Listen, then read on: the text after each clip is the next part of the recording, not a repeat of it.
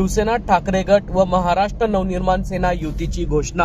महाराष्ट्र नवनिर्माण सेनेचे नेते राज ठाकरे व शिवसेना ठाकरे गटाचे नेते उद्धव ठाकरे यांनी आज केल्यानंतर यावेळी ठाकरे बंधू एकत्र येत असल्याने जळगाव शहरात महाराष्ट्र नवनिर्माण सेनेच्या कार्यकर्त्यांतर्फे यावेळी फटाके फोडत फुलांची उधळण करत आनंदोत्सव साजरा करण्यात आला।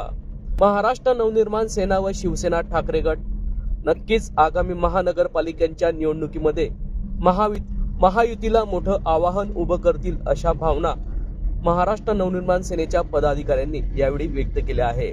आज दिनांक 24 डिसेंबर रोजी दुपारी 4 वाजता जळगाव शहरातील छत्रपती शिवाजी महाराज पुतळ्यासमोर महाराष्ट्र नवनिर्माण सेनेच्या पदाधिकाऱ्यांतर्फे आनंदोत्सव साजरा करण्यात आला।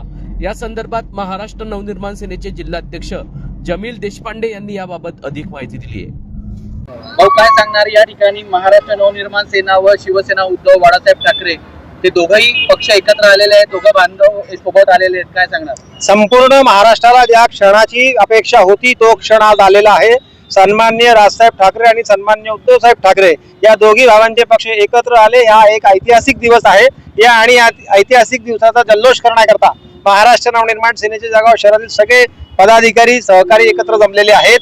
ही युती ऐतिहासिक होणार आहे आणि या महाराष्ट्रामध्ये उद्धव बाळासाहेब ठाकरे आणि सन्माननीय राजसाहेब ठाकरे यांच्या एकत्र येण्याने मराठी मनाला, मराठी जनाला खूप मोठा आनंद झालेला आहे आणि या आनंदाचे सगळे निकाल आपल्याला येणाऱ्या सगळ्या महापालिकांमध्ये दिसतील।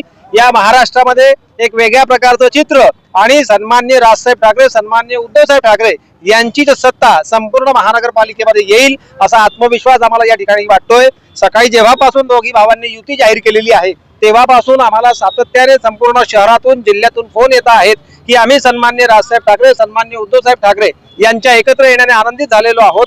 तो क्षण, ज्या क्षणाची आम्ही गेल्या 20 वर्षापासून वाट बघत होतो, तो क्षण आज आलेला आहे आणि आमच्या मनासारखं झालेलं आहे आणि आम्हाला या महाराष्ट्रामध्ये ठाकरे सरकारच बघायचं आहे असा आत्मविश्वास अनेक लोकांनी आमच्याकडे आज व्यक्त केला।